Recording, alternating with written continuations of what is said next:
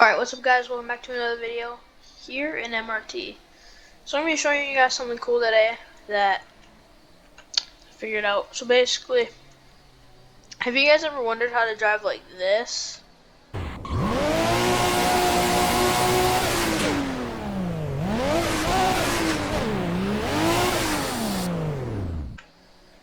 In MRT, right? With cars that have an interior? Well, I'm going to show you. So obviously when I go in here and I go through the views and okay. Well, that's already first person because it's passenger seat. But when I'm in the driver's seat and I press V and I go through all the views, there's no interior view, right?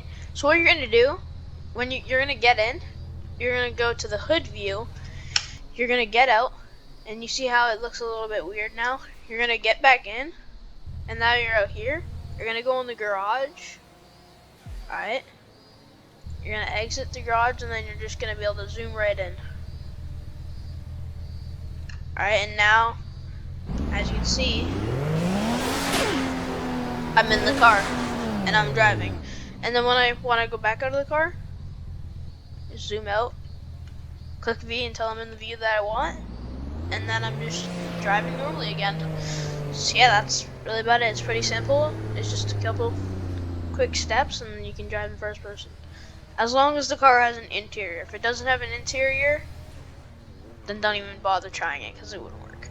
But for example, this freshly remodeled R34 with the gauges that work, it's amazing to drive in first person in this car. So yeah. Thank you guys so much for watching. Let me know if this helped, and yeah.